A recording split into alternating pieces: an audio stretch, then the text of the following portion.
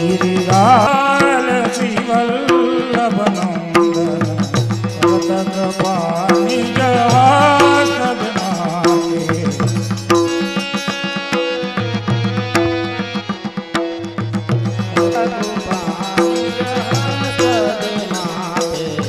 जे जन शरण आए अनुसरहि जे जन शरण आए अनुसरहि रहि सोपत श्री गोवर्धन करत कृपा निज हस्त माथे परम उदार चतुर चिंतामणि राखत भवतारे परम उदार चतुर चिंतामणि राखत भवतारा साधे भजो कृष्णदास काज सब सरहि भज कृष्णदास काज सब सरहि भजो कृष्णदास काज सब सरहि भज कृष्णदास काज सब सरहि गो जाने श्री विठलनाथ परम कृपालु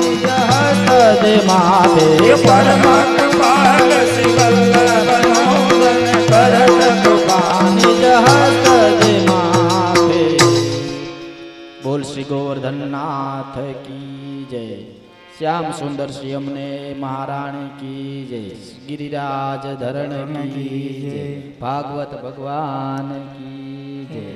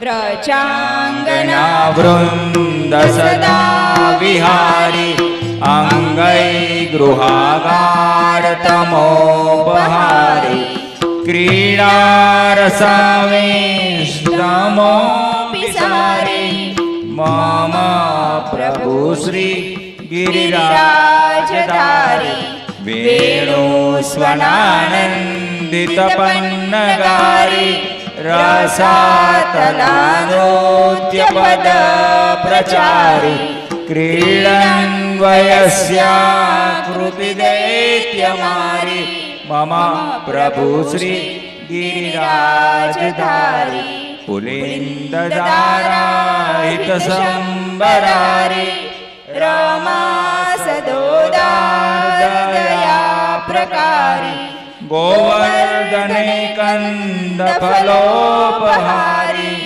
मम प्रभु श्री गिरिराजधारी कलिन्दजाकुलदुकूलहारी कुमारिका कामकलावितारी वृंदावने गोधनवृन्दचारी मम प्रभु श्री गिरिराजधारी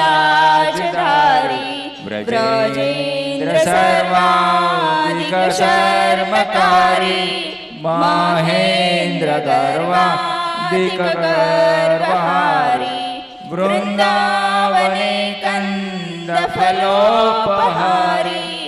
मम प्रभु श्री गिरिराजधारी मन कलानाथ तमो विदारी वंशीरवाका ऋततत्कुमारी રાસોત્સવોદ્વેલ રસાબ્દસારી મમ પ્રભુ શ્રી ગિરિરાજધારી મત વિપ્લોદામગતાનુકારી લુંઠત પ્રસૂના પ્રપદીનહારી રામો રસસ્પર્શકર પ્રસારી મમ પ્રભુ શ્રી ગિરિરાજધારી મમ પ્રભુ શ્રી ગિરિરાજધારી મમ પ્રભુ શ્રી ગિરિરાજધારી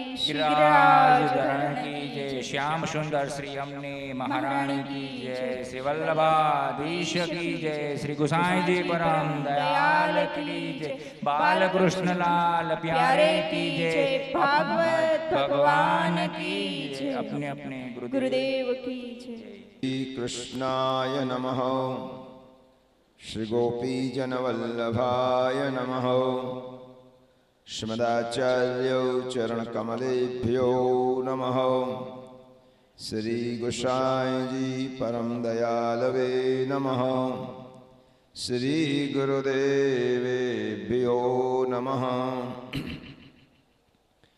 नमो भगवते तस्मै कृष्णायाद्भूतकर्मणे रूपनाम विभेदेन जगत्क्रीडति यो यतः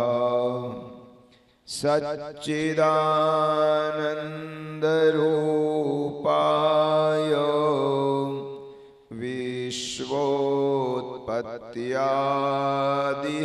विश्वोत्पत्त्यादिहेतवे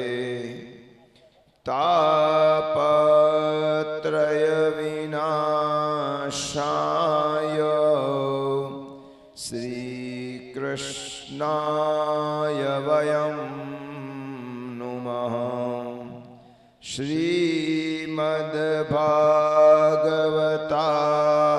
श्रीमद्भागवताख्योऽयं प्रत्यक्षः कृष्ण एव हि स्वीकृतोऽसि मया नाथ मुक्त्यर्थं भवसागरे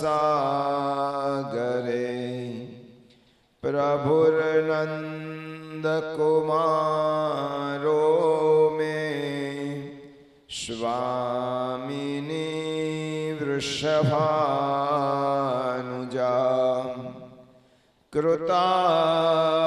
कृतार्थोऽहं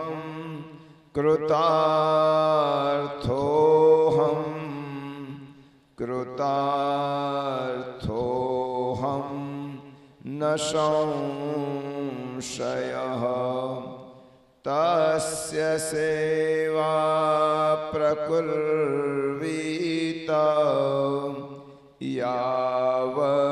यावज्जीवं स्वधर्मतः न फलार्थं न भोगार्थं न प्रतिष्ठा प्रसिद्धये शुद्धभावो प्रभो स्थाप्यो न चातुर्यप्रयोजकम् अन्तर्यामी समस्तानां भावं जानाति मानसम् अहो भाग्यं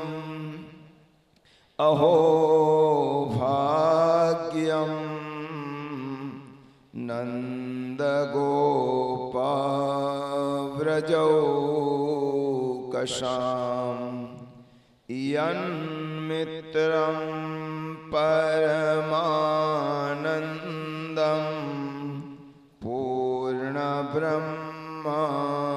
सनातनम् अहो गोवर्धनो साक्षात् गिरिराजो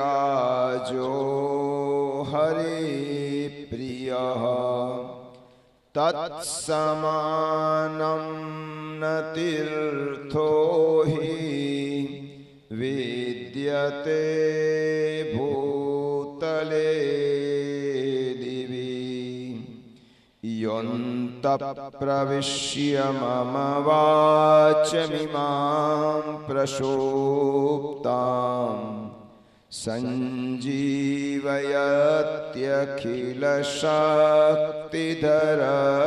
सञ्जीवयत्यखिलशक्तिधरस्वधाम्ना अन्यांश्च हस्तचरणं श्रवणत्वगादीन् प्राणान्नमो भगवते पुरुषाय तुभ्यम् मूकं करोति वाचालं पङ्गुं लङ्घयते गिरिं यत्कृपातमहं वन्दे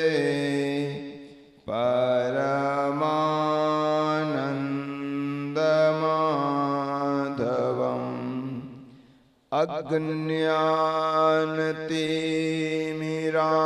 अज्ञानतिमिरान्धस्य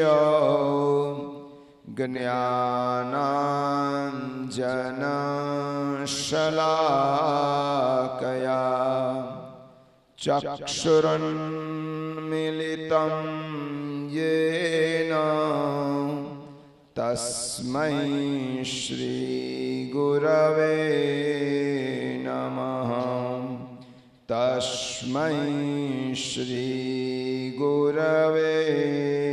नमः तस्मै श्रीगुरवे नमः बोलिए गोवर्धन नाथ की जय बाल कृष्ण लाल प्यारे की जय नवनीत लाल प्यारे की जय श्रीवल्लभाधीश की जय श्री श्याम सुंदर श्री यमुने महारानी की जय श्री गोसाई जी परम दयाल की जय श्री गोकुल नाथ की जय श्री हरिराय महाप्रभु की जय अपने अपने गुरुदेव की जय श्री भागवत भगवान की जय बोलिए श्री गिरिराज धरण की जय। श्रीमद् भागवत ज्ञान यज्ञना मंगल અને દિવ્ય મહામહોત્સવના વિરામના દિવસે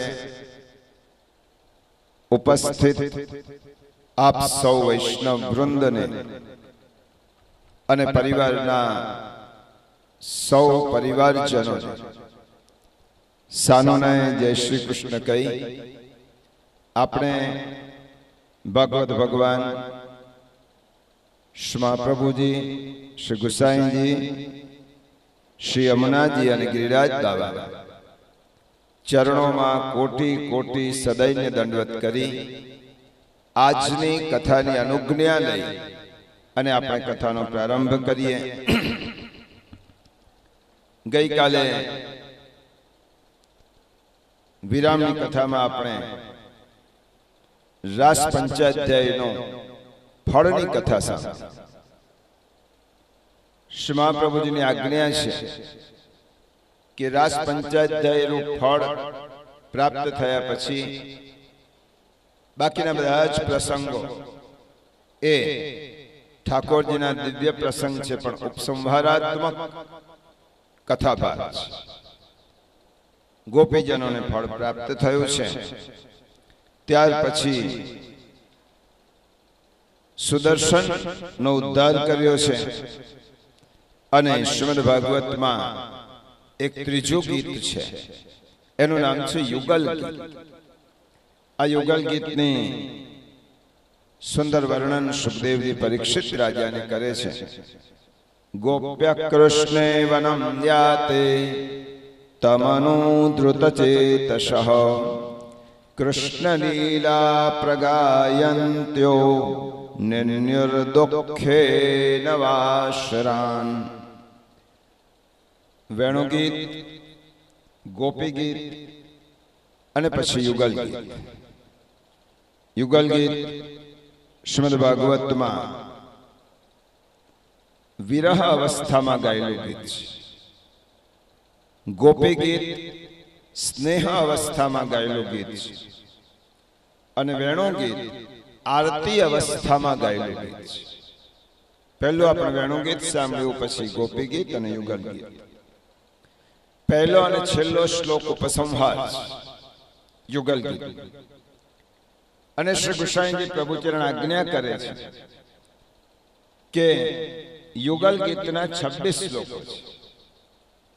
26 શ્લોકોમાંથી પહેલો અને છેલ્લો ઉપક્રમ અને ઉપસંહારનો શ્લોક બાદ કરીએ તો 24 શ્લોકો રહે.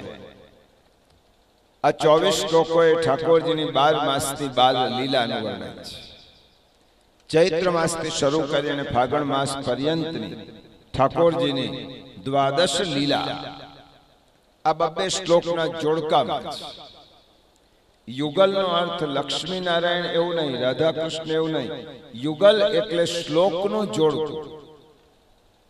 બીજો, ત્રીજો, ચોથો, પાંચમો, છઠ્ઠો, સાતમો એવી રીતે. અને ગુસાઈજીએ ટિપ્પણીજીમાં લખ્યું છે કે 26 શ્લોકમાં જો 13 યુગલ ગણીએ તો અધિક માસનું એક યુગલ થાય, પુરુષોત્તમ માસ. આમ કરીને 26 શ્લોકો છે. ઠાકોરજી જ્યારે વનમાં પધારે છે ત્યારે વિરહથી વ્યાકુલ થયેલી ગોપીઓ એ પ્રભુનું સ્મરણ કરે છે અને સ્મરણ કરતા કરતા ગોપિકાઓ ઠાકોરજીની લીલાનું સ્મરણ કરે છે. એક ગીતમાં ઠાકોરજીની વેણુનું સ્મરણ છે, બીજા ગીતમાં ઠાકોરજીના સ્વરૂપનું સ્મરણ છે અને ત્રીજા ગીતમાં ઠાકોરજીની લીલાનું સ્મરણ છે.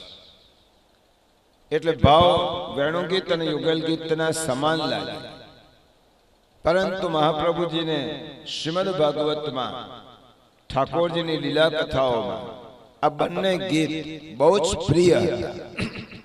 અને એટલા માટે સત્સંગમાં મહાપ્રભુજી યુગલ ગીત और વેણુ ગીત કી રસ બરખા બરસાય પોતાના નિજ સેવકોને ભેગા કરી અને ઠાકોરજીનો સત્સંગ કરતા. પ્રથમ શ્લોકનું વર્ણન કરી આપણે આગળ વધીએ છીએ. વામ બાહુ કૃત વામ કપોલો વલગીત ભ્રૂરધર અર્પિત વેણુ કોમલાંગુલિભિરાશ્રિત માર્ગ ગોપ્ય ઈરર્યતિ યત્ર મુકુંદ. સ્વાગતા છંદ છે અને એમાં ગોપિકાઓ ઠાકોરજીનું સ્મરણ કરતા કરતા જુદા જુદા તત્વોનું વર્ણન કરે છે, જુદી જુદી લીલાઓનું વર્ણન કરે છે. કોઈ પણ રીતે ઠાકોરજીમાં પોતાના મનને ભરો, આ ગોપિકાઓ આપણને શીખવાડે છે. તમે સેવામાં હો, અવસરમાં હો, અનસવરમાં હો, પરંતુ કોઈ પણ રીતે આપણા મનને ઠાકોરજીની લીલામાં પરોવવા માટે ગોપિકાઓએ ઠાકોરજીના સ્વરૂપનું, લીલાનું અને વેણુનું સ્મરણ કર્યું છે. 12 માસની 12 લીલાઓ ખૂબ સુંદર રીતે યુગલ ગીતમાં વર્ણવી છે. અને ગોપિકાઓ સુખદેવજી લખે છે, એવમ વ્રજ સ્ત્રીઓ રાજન કૃષ્ણ દર્શન લાલસા કૃષ્ણ લીલાનુગાયતી. આવી રીતે ગોપિકાઓ વિરહ અવસ્થામાં એકત્રિત થઈ અને કૃષ્ણની લીલાનું ગાન કરતી.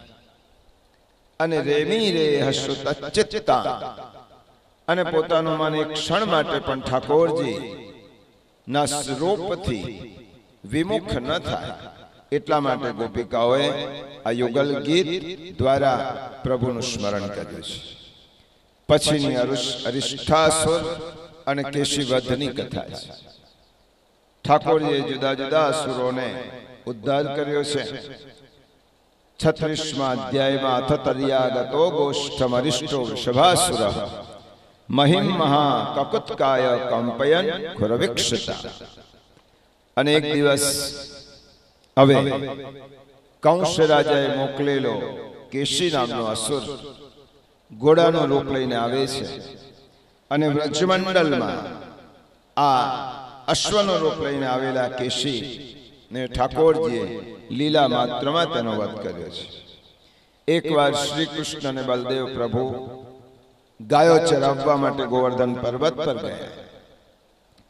ભગવાન ગોપ બાળો સાથે વાઘ બકરીની રમત રમતા હતા.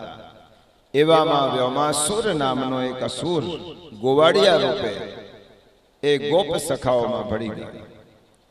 ઠાકોરજી એને ઓળખી ગયા અને તેને ત્યાં જ પકડી અને તેને નિષ્પ્રાણ કર્યો છે.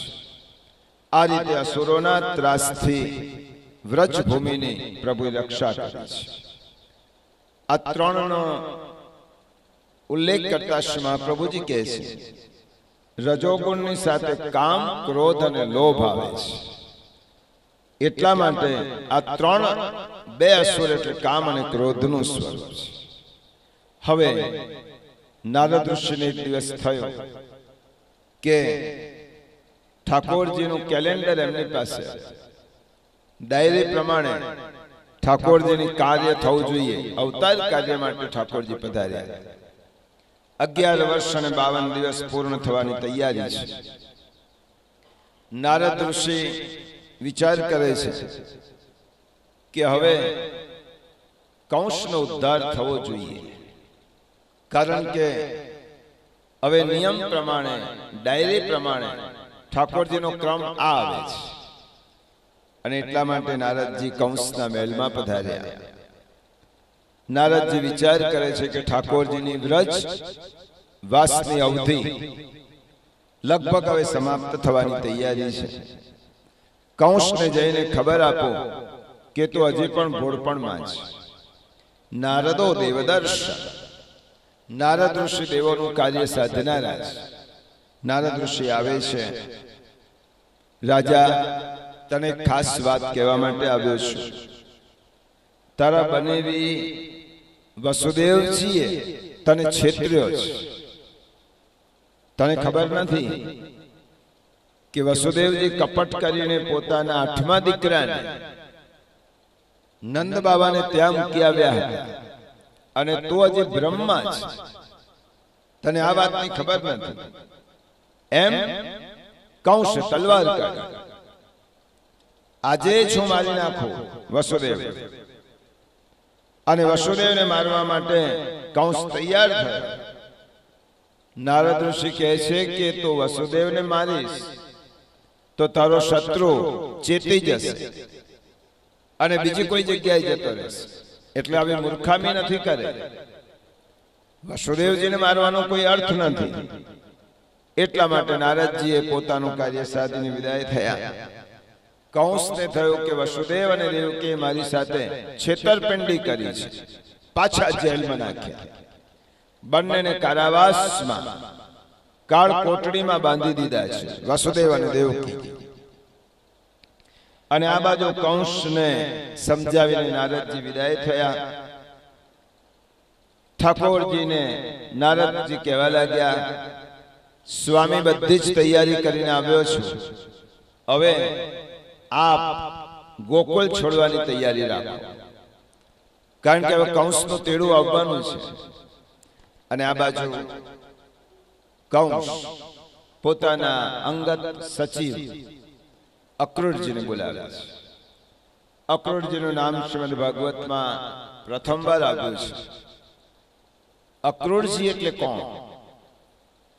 કંસના પણ મંત્રી અને ઠાકોરજીના પ્રેમી રહેતા હતા. કંસના દરબારમાં કંસની ચાકરી કરતા હતા, નોકરી કરતા હતા, પણ કૃષ્ણ પ્રત્યે તેમને અનન્ય પ્રેમ હતો. અને એકવાર અક્રૂરજીને બોલાવી અને કંસ કહે છે કે હે અક્રૂર, તમારે મારું એક કામ કરવાનું છે. હું ધનુર્યાગનું આયોજન કરું છું અને એ ધનુર્યાગમાં તમારે નંદ બાબાના બે બાળકો કૃષ્ણ અને બલદેવ આમંત્રણ હું આપીને રથ મોકલું છું, તમે તમારે બેસાડીને લઈ આવ્યા. અક્રૂરોપીયતામ રાત્રિ મધુપુર્યામ મહામતિમ. અક્રૂરજીને બધું સમજાવી અને કંસ વિદાય કરે છે. સોનાનો રથ આપ્યો છે અને કહ્યું કે આ બંને જણને તમે કોઈ પણ રીતે બોલાવી લો, કપટથી બોલાવવાના છે. અક્રૂરજીને કંસે બધું જ કહી દીધું કે મારો વિચાર આવો છે કે એમને ધનુર્યાગમાં બોલાવીશ. મારા શત્રુઓ છે, એમનું સન્માન કરવાના બાના હેઠળ એમને હું હાથીના પગ નીચે કચડાવી નાખીશ અને મારા કાળને હું મરણને શરણ કરી દઈશ. અક્રૂરજી કહે છે, રાજન, મનોરથ આપણે બહુ મોટા કરીએ પણ પૂરા કરવા એ ઠાકોરજીની કૃપા પર આધારિત છે. પ્રિયજનો, એક વાત યાદ રાખજો, મનોરથ કરવાનું જીવનું સામર્થ્ય છે, એનો અધિકાર છે, પરંતુ મનોરથની પૂર્તિ કરવાનું ઠાકોરજીની કૃપા પર છે. આપણે અનેક મનોરથો મનમાં સેવીએ, સેવવાનો તો જીવનો અધિકારનો ક્ષેત્ર છે, પરંતુ સાથે સાથે ઠાકોરજીને વિનંતી કરવાની, પ્રભુ મારા મનોરથની પૂર્તિ આપની કૃપા હશે તો જ થશે. આ કૃપા વર્ષાવ. ઠાકોરજી કહે છે તું પહેલા તો સદ મનોરથ કર મોટા મોટા, પછી હું તારા પર કૃપા વર્ષાવ. પણ કલિયુગના જીવો મનોરથ જ નથી કરતા મનમાં પણ, અને પછી કૃપાની રાહ જુએ છે. અક્રૂરજી વિદાય થયા છે. અક્રૂરજી ગોકુલ, મથુરાથી ગોકુલ નીકળ્યા છે. એવું કહેવાય છે, હવે ફળશ્રુતિ કહીને કથા વિભાગને આગળ લઈ જઈએ છીએ. એવું કહેવાય છે તીર્થયાત્રામાં જવું હોય, વ્રજમાં આવવું હોય અને વ્રજભૂમિમાં આવવાનો આપણો સંકલ્પ સિદ્ધ ન થતો તો અક્રૂરજી મથુરાથી ગોકુલમાં નીકળ્યા. એ શ્લોકોનું તમે પારાયણ કરો ને રોજ, તો ઠાકોરજીની કૃપાથી તમને ટૂંક સમયમાં તમારે વ્રજમાં આવવાનું થાય. કારણ કે અક્રૂરજીના મનમાં એવા મનોરથ છે. ગોકુલથી મથુરાથી ગોકુલની યાત્રા આમ તો ટૂંકી ગણાય, કલાકનો રસ્તો. આજે કદાચ રથમાં આવે, શાંતિથી આવે તો 1.5-2 કલાક થાય, પરંતુ સવારે નીકળ્યા છે, સાયંકાલ થાય છે. કારણ કે મનમાં શ્રી કૃષ્ણનું ચિંતન કરતા કરતા અક્રૂરજી આવે છે. અક્રૂરજી વ્રજમાં પધાર્યા. આપણે ઠાકોરજીના વિયોગની કથા નથી કરવી, ઠાકોરજી પ્રત્યક્ષ બિરાજે છે. વ્રજમાં બેસી અને ઠાકોરજીનો વિયોગ કેવો, અહીંયા તો કણે કણમાં પ્રભુ બિરાજે છે. આ કથા વિભાગ કહીશ, હું બીજી જગ્યાએ હોઉં ત્યારે પ્રસંગને બહુ કરુણ પ્રસંગ છે, પરંતુ વ્રજમાં આપણે બે બિરાજમાન છે, વ્રજભૂમિમાં છે. અને ઠાકોરજીએ તો વચન આપ્યું છે, વૃંદાવનમ પરિત્યજ્ય પાદમેકમ ન ગચ્છતિ. વૃંદાવન એટલે વ્રજની ભૂમિને છોડીને કોઈ જગ્યાએ જતો જ નથી. તો અક્રૂર કયા ઠાકોરજીને લઈ જાય છે? ગોપિકાને યશોદા મૈયા વિદાય આપે છે. યશોદા મૈયાને ખૂબ આર્દ્ર વિદાય છે ઠાકોરજી. ગોપિકાઓ રુદન કરે છે, રથની વચ્ચે આવે છે. પ્રભુ આપ તો અમારા પ્રાણ છો. પ્રાણને છોડ્યા, પ્રાણ ગયા પછી શરીરનું ખોડિયું રહે છે, જળ બની જાય છે. વ્રજમાંથી કૃષ્ણ જાય એ કલ્પના જ અમારાથી થઈ શકતી નથી. પ્રભુ અમને છોડીને ન જશે. ઠાકોરજીની ઈચ્છા એવી હતી કે ગોપિકાઓને સંયોગનો બહુ જ આનંદ આપ્યો છે. હવે આ ગોપિકાઓને થોડોક સમય મારા વિયોગમાં રહેવા. ઠાકોરજીની આ લીલા છે. યશોદા મૈયા વિનંતી કરે ઠાકોરજીને, હે કનૈયા, તારા વગર જવું, તારા વગરનું વ્રજ અમને અધૂરું લાગે છે. અને એક અલૌકિક કથા આની સાથે સંકળાયેલી છે. માં, તું એમ માને છે કે હું તને છોડીને જઈ શકું? હું નંદ બાબાને છોડીને, ગોપીઓ અને ગોપોને છોડી, ગાયોને અને યમુનાજીને છોડીને હું ક્યાંય જઈ શકું એવું લાગે છે તને? માં, હું કોઈ જગ્યાએ જવાનો નથી, જઈ શકતો જ નથી, કારણ કે તમારો પ્રેમ મને પકડી રાખે છે. પરંતુ એક અવતાર કાર્ય છે અને મારે કરવાનું છે. પરંતુ માં, તને મારું કયું સ્વરૂપ ગમે છે? આટલી બધી લીલાના સ્વરૂપોમાં મારા કયા સ્વરૂપમાં હે માં તને પ્રીતિ છે? યશોદા મૈયા કહે છે કે લાલન, એક વખત ઇન્દ્રની વૃષ્ટિથી વ્રજને બચાવવા માટે 7 વર્ષની ઉંમરમાં ગિરી ગોવર્ધનને ધારણ કર્યો હતો. એ સ્વરૂપ મને અતિ મનોરમ્ય લાગે છે. તો માં, એ સ્વરૂપ મારું પધરાવું છું. નંદાલયમાં આ મારું સ્વરૂપ બિરાજમાન કરીને જાઉં છું. તને મારો વિયોગ નથી થવાનો, કારણ કે લીલાના સ્વરૂપમાં માં તો જ્યારે મને યાદ કરીશ ત્યારે તારી સાથે હું લાડ લડાવવા માટે તારા ગોદમાં બેસીશ. ઠાકોરજીએ પોતાના એક સ્વરૂપને નંદાલયમાં સ્થિર કર્યું છે.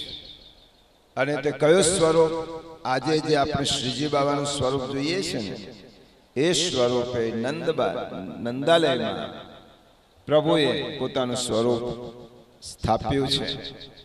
યશોદા મૈયા સ્વરૂપમાં પ્રેમ કરે છે અને એ જ સ્વરૂપ ગિરિરાજ બાબા વલ્લભ પ્રભુને આજ્ઞાત કરી અને વલ્લભ પ્રભુ પોતાની ઝારખંડની પરિક્રમા છોડી અને સદુપાંડેને ત્યાં પધાર્યા અને જે સ્વરૂપને પ્રગટ કર્યું તે યશોદા મૈયાને પ્રેમપૂર્વક આપેલું સ્વરૂપ. ઠાકોરજી જતા નથી અને ત્યાં રસ્તામાં અક્રૂરજી, આ મનુષ્ય લીલા છે. ઠાકોરજી રથમાં પધારી અને દેખીતી રીતે વ્રજને છોડીને જાય છે, પણ હકીકતમાં વ્રજને છોડતા નથી. હવે ઠાકોરજી ગોપીઓના હૃદયમાં છે, યશોદા મૈયાને ગોદમાં છે. સ્થૂળ રૂપે પ્રભુ લીલા કરવા માટે પધારે છે. એનું એક પ્રમાણ છે. કયું પ્રમાણ છે? અક્રૂરજી વ્રજમાંથી જ્યારે પધારે છે, યમુનાજીના કિનારે આવે છે. ઠાકોરજી અક્રૂરજીને પૂછે છે, કાકા, સ્નાન કરવું છે ને યમુનામાં? તેમ કે આ કરવું છે, તો જાઓ યમુનામાં સ્નાન કરો. અને ઠાકોર અક્રૂરજી યમુનાજીમાં ડૂબકી લગાવે છે. અને ડૂબકી લગાવતા અક્રૂરજીએ જોયું, જે રથ બહાર ઉભેલો હતો એ રથ અક્રૂરજીએ જલમાં જોયો. આંખો, હું આ શું જોઉં છું? ઠાકોરજી તો રથમાં બહાર છે કૃષ્ણ, અને યમુનાજીના જલમાં પ્રભુને જોયા. આંખો ચોડી. આ રથ તો અંદર નથી આવી ગયો. પાછા ડૂબકી મારી, પાછા પ્રભુને અંદર જોયા. બહાર આવે, આંખો ચોડી. કૃષ્ણ કહેવા લાગે, કાકા શું થયું? કેમ ગભરાયેલા છો? પ્રભુ, આપ સત્ય કહો, મારી સાથે છો એ સાચા છો કે અંદર છો એ સાચા છો? ઠાકોરજી કહે છે, અક્રૂર, વૃંદાવનને છોડીને કોઈ જગ્યાએ જતો જ નથી. હું તો આ કાપટ્યા આ હવે મારી જે લીલા છે એ વેદ પ્રથિત પુરુષોત્તમની લીલા છે. વેદાતીત પુષ્ટિ પુરુષોત્તમ તો વ્રજને છોડીને જઈ શકતા જ નથી, સામર્થ્ય જ નથી ભગવાન. અને જ્યારે ઠાકોરજી પધાર્યા ત્યારે યમુનાજીની છોડો ઉછળવા લાગી અને પ્રભુએ પોતાના ચરણનો સ્પર્શ કરાવ્યો અને યમુનાજીમાં બધી સિદ્ધિઓ પધરાવી દીધી. એટલા માટે યમુનાજી સિદ્ધિવાળા થયા. અને ઠાકોરજી હવે વ્રજમાં છોડે મથુરા જાય છે ત્યારે યમુનાજીને કહે છે ગોકુલમાં મારે કોઈ સિદ્ધિઓની જરૂર નહોતી, પણ હવે મારી સિદ્ધિઓ લઈને મારે મથુરામ અને દ્વારકા લીલા કરવાની છે. એટલા માટે એ સિદ્ધિઓ પાછી ગ્રહણ કરીને ઠાકોરજી મથુરામાં આવ્યા છે. અને મથુરામાં આવી કંસ ના રાજ્યમાં, કંસનું રાજ્ય હતું, લોકો ગભરાયેલા અને તે વખતે ઠાકોરજીને મથુરા દર્શન કરવા માટે નીકળ્યા છે. કથા પ્રસંગ ખૂબ સુંદર છે. અને મથુરાની સ્ત્રીઓ જેમને કૃષ્ણની લીલાનું શ્રવણ કર્યું એ સ્ત્રીઓ અટારીમાં ઊભી રહી સાંભળે છે કે આજે કૃષ્ણ પધારવાના છે, અમારા કૃષ્ણ કેવા છે, ઠાકોરજી કેવા છે, એનું વર્ણન ઘણું સાંભળ્યું છે, પણ અમે ક્યારે જોયા નથી. અમે એટલા બધા ભાગ્યશાળી નથી કે કૃષ્ણનું પ્રાગટ્ય મથુરામાં થયું અને કૃષ્ણએ આનંદ આપ્યો ગોકુલવાસ. એ ઠાકોરજી પધારે છે 11 વર્ષ અને 52 દિવસ પછી જોવા માટે, દર્શન કરવા માટે ઊભી છે. ધોબીનો પ્રસંગ આવે છે અને ધોબી ઠાકોરજી કહે છે કે આ કોના વસ્ત્રો છે?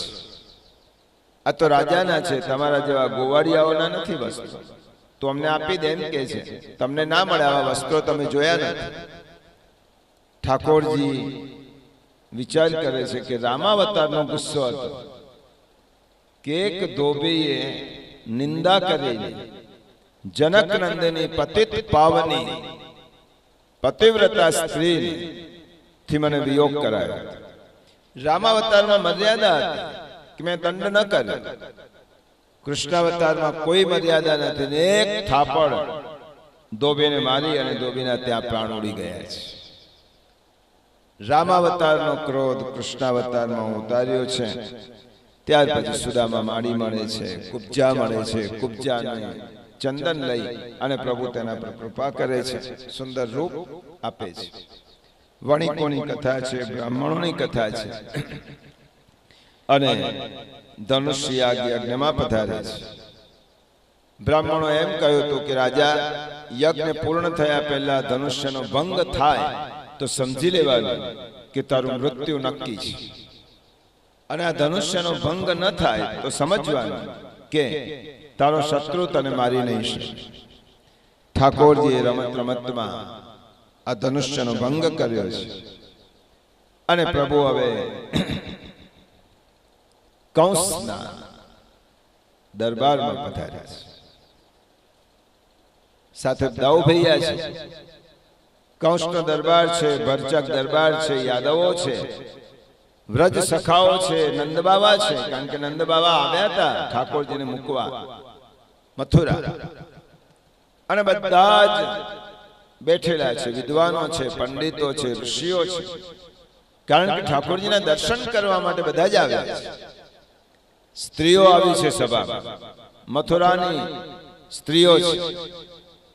અને તે વખતે પ્રભુ જ્યારે પધારે છે, શ્રીમદ ભાગવતમાં ખૂબ સુંદર શ્લોક છે. મલ્લાનામ સનિર્ણામ નરવર સ્ત્રીણામ સ્મરો મૂર્તિમાન ગોપાનામ સ્વજનો સતામ ક્ષિતિભુજામ શાસ્તાશ્વપિત્રો શિશુઃ મૃત્યુર્ભોજપતિર્વિરાડ વિદુષામ તત્વં પરમ યોગિનામ વૃષ્ણીનામ પરદેવતેતિ વિદિતો રંગમ ગતશાગ્રજઃ. અદ્ભુત શ્લોક શ્રીમદ ભાગવત. ઠાકોરજીના દર્શન કોણે કેવી રીતે કર્યા છે? जिन्हें जिनकी रही भावना जैसी प्रभु मूरत तिन देखी तैसी. જેની ભાવના હતી અંદરની એવા પ્રભુના દર્શન કર્યા છે. કોઈને ભગવાનથી ડર લાગતો હતો કંસને, તો ઠાકોરજીમાં તને યમરાજા દેખાય. કોઈકને પ્રભુ પ્રત્યે પ્રેમ હતો તો સ્ત્રીઓને સાક્ષાત કામદેવ દેખાય. વિદ્વાનો માટે ઠાકોરજી વિદ્વાન ભૂષણ હતા, તો તેમને ઠાકોરજી વિદ્વાનોના પણ વિદ્વાન જણાય. ઋષિઓને ઠાકોરજીમાં પરમ તત્વના દર્શન થયા. ગોપ સખાઓને એમ લાગ્યું કે આ તો અમારો કનૈયો છે, અને ગોપ સખાઓને હાસ્યના દર્શન થયા. મલ્લો હતા, એમને લાગ્યું આના જેવો શુરવીર કોઈ નથી, આ તો અમારાથી પણ ચડિયાતો છે. એમને વીર રસ દેખાય. કેટલાકને ભયાનક રસ દેખાય. ઠાકોરજીના નવ રસનું વર્ણન આ શ્લોકમાં કર્યું છે. રસ સ્વરૂપ ઠાકોરજી રસનો ઉદધી છે, રસનો સમુદ્ર છે. અને આ જુદા જુદા વૃત્તિના લોકોએ ઠાકોરજીના જુદા જુદા રૂપે દર્શન કર્યા છે. ઠાકોરજીએ ચાણૂર અને મુષ્ટિકનો વધ વસુદેવજીએ કર્યો છે. કુવલયા પીર હાથી નામના બળવાન હાથીનો વધ કરી અને પ્રભુ કૂદકો મારી અને કંસના સિંહાસન પર બેઠા છે. હે કંસ, સગપણની દ્રષ્ટિએ તું મારો મામો છે, પરંતુ મારો અવતાર ધર્મની સંસ્થાપના માટે થયો છે. તે અને તારા અસુરોએ દૈવી જીવોને પીડા આપવામાં કશું જ બાકી નથી રાખ્યું. અને ઠાકોરજી રમત માત્રમાં કંસના વાળ પકડી લીધા છે, અને પકડીને કંસને ગોળ ગોળ ફેરવી અને જમીન પર પછાડ્યો છે. અને પછાડતા જ કંસના પ્રાણ ત્યાં નીકળી જાય છે, અને ઠાકોરજી વિશ્રામ કરવા માટે વિશ્રાંત ગાંઠ પર આવે છે.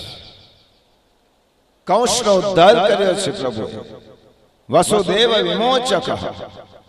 તરત જ જેલમાં પધાર્યા, અને જેલમાં પોતાની માં અને વસુદેવજી અને દેવકીજી કેટલાય વર્ષથી બાળક માં અને પિતાના દર્શન માટે તલસતો હતો.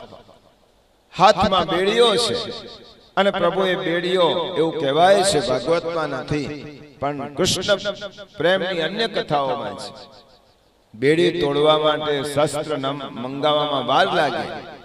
પ્રભુને થયું કે મારા માતા પિતાનું બંધન હું જોઈ શકતો નથી, અને એમ લખ્યું છે કે પોતાના દાંતથી ભગવાને વસુદેવ અને દેવકીના હાથમાંની બેડીઓને તોડી નાખી છે. ક્ષમા માંગી છે. હે માં, જન્મ્યા પછી હું તમને સુખ નથી આપી શકતો. અસુરને કારણે મારે ગોકુલમાં જવું પડે. ક્ષમા કરજો. મેં તમને વચન આપ્યું હતું 11 વર્ષ ને 52 દિવસ પછી હું તમારી પાસે પધારીશ, અને પછી હું કોઈ જગ્યાએ જવાનો નથી.